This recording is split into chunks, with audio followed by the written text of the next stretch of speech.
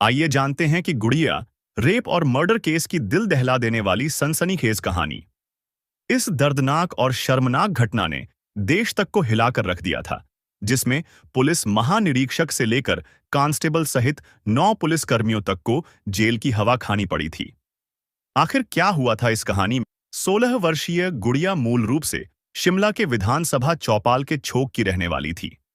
पिता शिवेंद्र कुमार और मां अर्पिता की 5 संतानों में वह चौथे नंबर पर बेटियों में सबसे छोटी थी, लेकिन बेटा अमन से बड़ी थी। बड़ी होने के नाते गुड़िया अपने माम बाप और बहनों की लाडली और भाई की दुलारी थी। नाम के अनुरूप गुड़िया थी ही। गुड़िया जैसी एकदम मासूम, चप्पल, चंचल और बेहद खूबसूरत, शिमला की खूबसूरत वादियों की तरह, जिसे हर कोई प्यार किए बिना थकता नहीं था। मां बाप की लाडली गुड़िया उतनी ही अव्वल थी पढ़ने में। पढ़ लिख कर वह जीवन में बड़ा अफसर बनने की जिजीविषा रखती थी। तो मां बाप भी बेटी के सपने को पूरा करने के लिए हमेशा तत्पर रहते थे। बच्चों की बेहतर परवरिश और शिक्षा पर वह पानी की तरह पैसे बहाते थे। शिवेंद्र कुमार एक बड़े किसान थे। उनका अपने क्षेत्र में बड़ा नाम था। नाम के साथ साथ बड़ी पहचान भी थी। उनके पास पैसों की कोई कमी नहीं थी, इसीलिए बच्चों की शिक्षा पर वह खूब पैसे खर्च करते थे। लेकिन होनी को कौन टाल सकता है? जो होना है वह तो होकर ही रहता है। ऐसा ही कुछ शिवेंद्र के साथ भी हुआ। उन्हें क्या मालूम था कि उनके साथ बड़ा भयानक और कड़वा मजाक होने वाला है, जिसका जख्म समय के मरहम के साथ तो भर जाएगा, लेकिन उसके निशान ताउम्र नासूर की तरह सालता रहेगा। वह तारीख थी 4 जुलाई 2017। गुड़िया महासू के सीनियर सेकेंडरी हायर स्कूल में 10वीं कक्षा में पढ़ती थी। उन दिनों शाम 4:30 बजे उसके स्कूल की छुट्टी हुआ करती थी। उस दिन भी उसके स्कूल की नियत समय पर छुट्टी हुई थी। छुट्टी होते ही गुड़िया स्कूल से घर के लिए निकल गई थी, लेकिन देर शाम तक वह घर नहीं पहुंची थी। बेटी के घर न पहुंचने पर मां अर्पिता को चिंता हुई। उन्होंने फोन करके पति को बताया, शाम होने वाली है, बेटी अभी तक घर नहीं लौटी। मुझे चिंता हो रही है, जरा स्कूल फोन करके पता करिए, आखिर बेटी कहां रह गई। पत्नी की बात सुनकर ऑफिस गए शिवेंद्र भी परेशान हो गए। शिवेंद्र ने पत्नी से कहा, अभी स्कूल के प्रधानाचार्य को फोन करके पता करता हूं, तुम चिंता मत करो। फिर उन्होंने फोन काट दिया और स्कूल के प्रधानाचार्य को फोन मिलाकर बेटी के बारे में पूछा। शिवेंद्र की बात सुनकर प्रधानाचार्य भी हैरान रह गए थे। उन्होंने गुड़िया के पिता को बताया कि बेटी गुड़िया स्कूल आई थी और समय से घर के लिए निकल गई थी। प्रधानाचार्य से बात करने के बाद शिवेंद्र की चिंता और बढ़ गई। उन्होंने नाते रिश्तेदारों के यहां फोन करके बेटी के बारे में पूछा, लेकिन वह वहां भी नहीं पहुंची थी। अब घर वाले यह सोचकर परेशान होने लगे कि गुड़िया गई तो गई कहां। मन में यह सवाल उठते ही शिवेंद्र की धड़कनें तेज हो गईं। उन्हें यह समझते देर न लगी कि कहीं बेटी के साथ कोई अनहोनी तो न हो गई। ऑफिस से देर रात घर लौटे शिवेंद्र पत्नी के साथ सोफे पर बैठे बैठे बेटी के घर लौटने के इंतजार में मुख्य द्वार को टकटकी लगाए ताकते रहे, और बेटी की चिंता में पूरी रात दोनों पति पत्नी ने आंखों में काट दी थी। इस बीच शिवेंद्र ने कोटखाई थाने में तहरीर देकर बेटी की गुमशुदगी की सूचना दर्ज करा दी थी। खैर, अगली सुबह शिवेंद्र बेटी की खोज में निकल गए तो उनके व्यवहार के कायल रिश्तेदार भी गुड़िया की तलाश में शिमला के जंगलों की खाक छानते फिरते रहे, लेकिन गुड़िया का कहीं पता नहीं चला। रहस्यमय तरीके से गुड़िया को लापता हुए 24 घंटे से ऊपर बीत चुके थे, लेकिन उसका कहीं पता नहीं चला।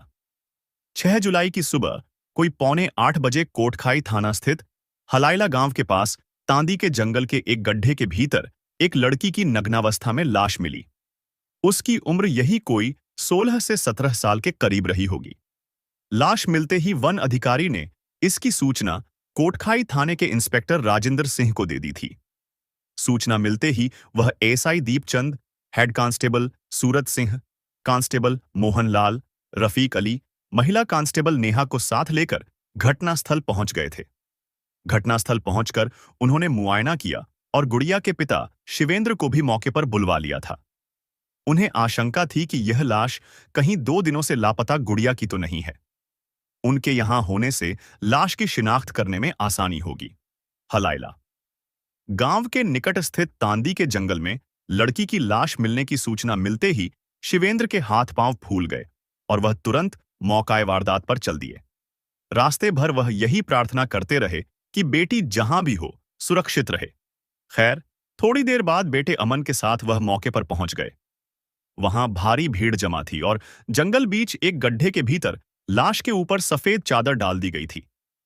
चादर से ढकी लाश देखकर शिवेंद्र का दिल जोर जोर से धड़कने लगा था, मानो अभी हलक के रास्ते मुंह के बाहर आ जाएगा।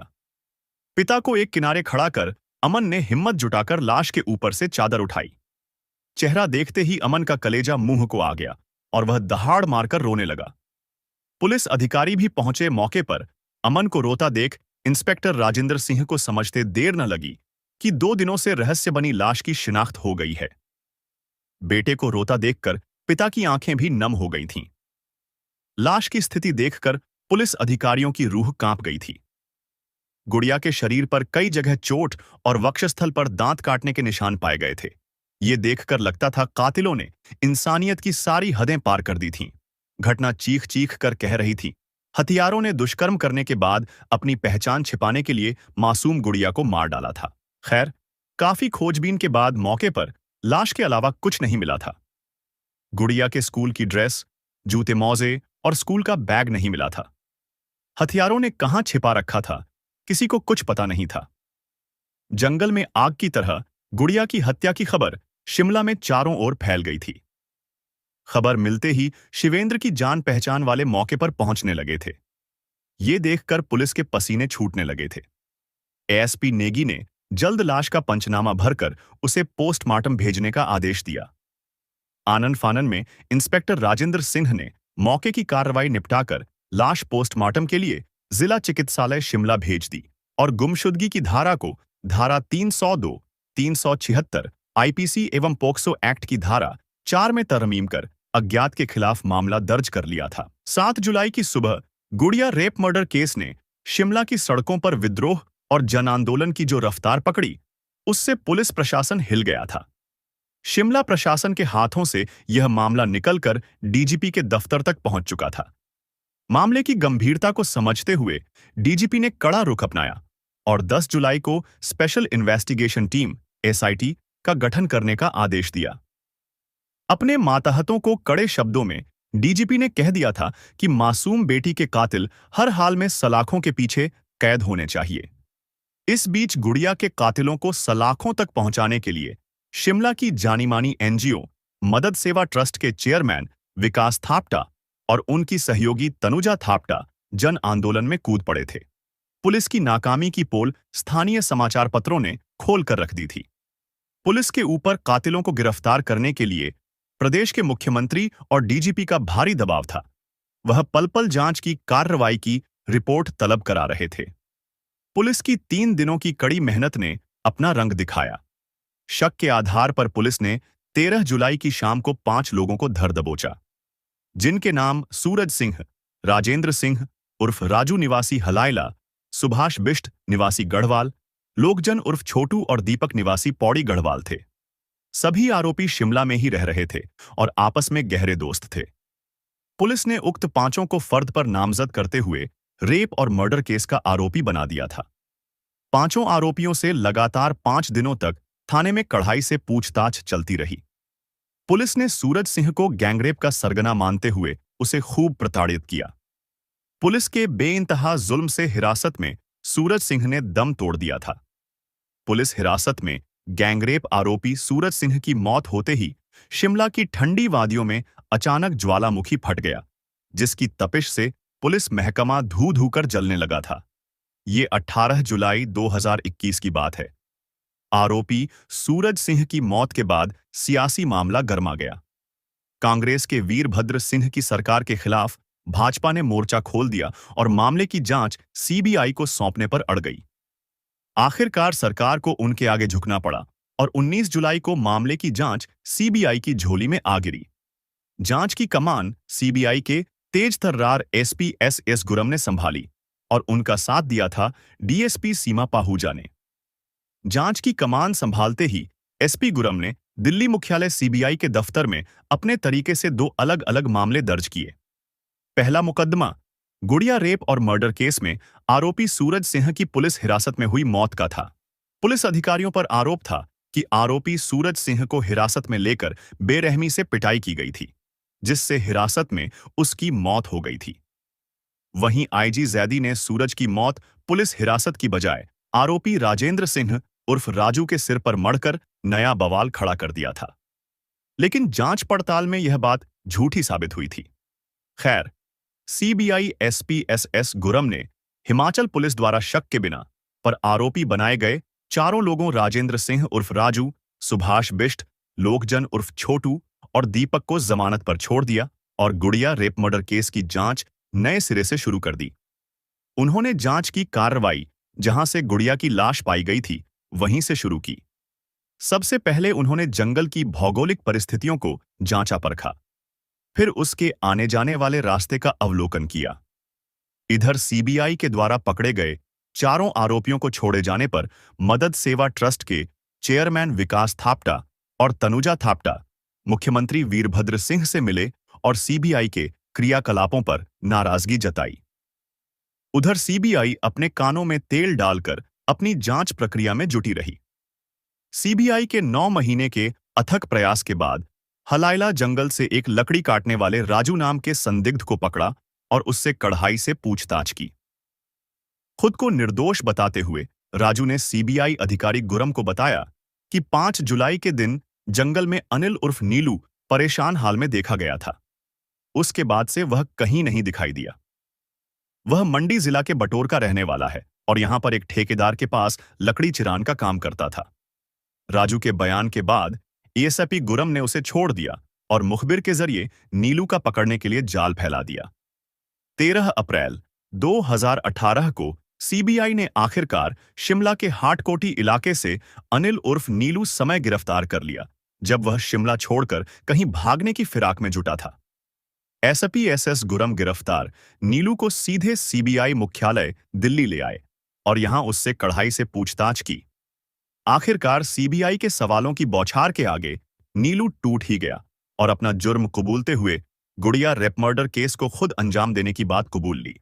फिर उसने आगे की पूरी कहानी रट्टू रोते की तरह उगल दी, जो कुछ ऐसे सामने आई। 28 वर्षीय अनिल उर्फ नीलू उर्फ कमलेश उर्फ चरानी मूल रूप से मंडी जिले के बटोर का रहने वाला था। शिमला के कोटखाई थाने के महासू में किराए का कमरा लेकर अकेला रहता था। हलाइला गांव के पास तांदी के जंगल में एक ठेकेदार के यहां वह लकड़ी चीरने का काम करता था। अनिल उर्फ नीलू अविवाहित था। इखरे बदन का दुबला पतला नीलू देखने में तो एकदम मरियल सा था, लेकिन था अव्वल दर्जे का इश्कबाज रोमियो। राह गुजरती किसी महिला को देखता तो उसके मुंह से वासना की लार टपकने लगती थी। यही नहीं, उसे खा जाने वाली नजरों से तब तक घूरता था जब तक वह उसकी नजरों से ओझल नहीं हो जाती थी।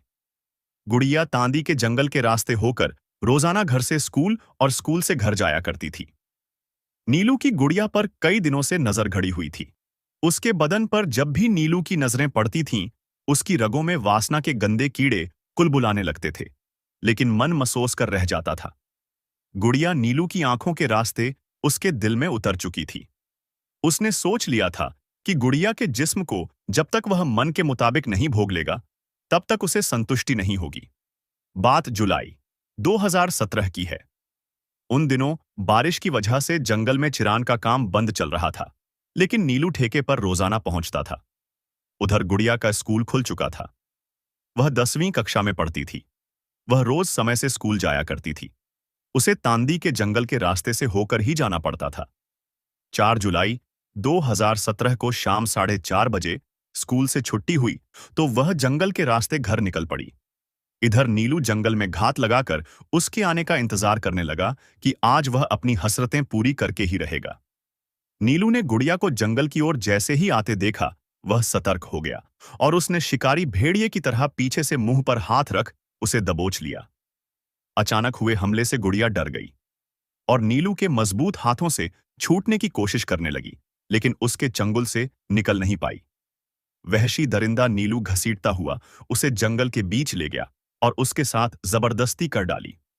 जब वासना की आग ठंडी हुई तो उसके सामने जेल की सलाखें नजर आने लगीं कि अगर इसे जिंदा छोड़ दिया तो यह अपने घर वालों को जाकर बता देगी। फिर क्या था? ये सवाल दिमाग में आते ही नीलू गुड़िया पर फिर से टूट पड़ा। और फिर एक बार और उसके साथ अपना मुंह काला किया और गला घोंटकर मौत के हवाले झोंक दिया। उसकी पहचान मिटाने के लिए उसके स्कूल के कपड़े, जूते मोजे, स्कूल बैग सब जला दिए और फरार हो गया, जहां 2 दिनों बाद उसकी नग्नावस्था में लाश बरामद हुई।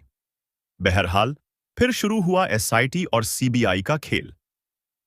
एसआईटी ने जिन 5 आरोपियों को गिरफ्तार किया था, जिनमें एक आरोपी सूरज सिंह की हिरासत में मौत हो चुकी थी, उन आरोपियों को सीबीआई ने दोषी नहीं माना और उन्हें जमानत पर छोड़ दिया। सीबीआई ने गुड़िया रेप मर्डर केस में जिस एक आरोपी कमलेश उर्फ अनिल उर्फ नीलू उर्फ चरानी को आरोपी बनाया है, उसकी जांच से न तो गुड़िया के घर वाले खुश हैं और न ही मदद सेवा ट्रस्ट के चेयरमैन विकास थापटा।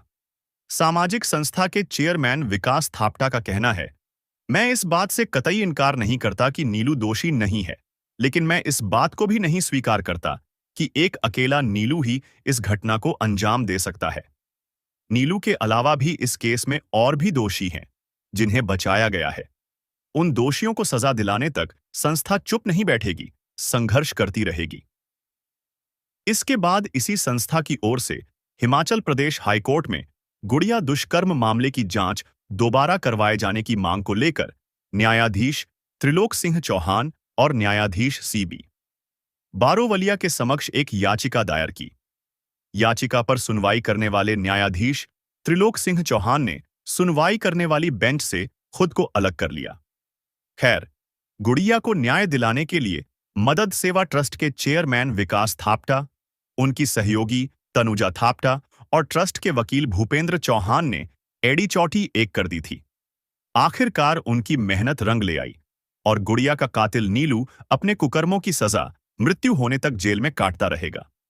सीबीआई ने आईजी और एसपी सहित जिन 9 पुलिसकर्मियों को गिरफ्तार किया था, कथा लिखने तक उनमें से आईजी जहूर हैदर जैदी और एसपी डीडब्ल्यू नेगी जमानत पर जेल से बाहर आ चुके हैं। इनके केस में कोर्ट से अभी फैसला नहीं हुआ है। अब देखना यह है कि रस्सी को सांप बनाने में माहिर इन पुलिसकर्मियों के खिलाफ अदालत क्या सजा सुनाती है। कुछ इसी प्रकार थी ये कहानी। आप लोगों को कैसी लगी? इस कहानी से संबंधित जो भी सवाल हों, आप कमेंट में पूछ सकते हैं। कहानी सुनाने का उद्देश्य किसी का दिल दुखाना या ठेस पहुंचाना नहीं है, बल्कि आप लोगों को जागरूक और सतर्क करना हमारा कर्तव्य है। धन्यवाद।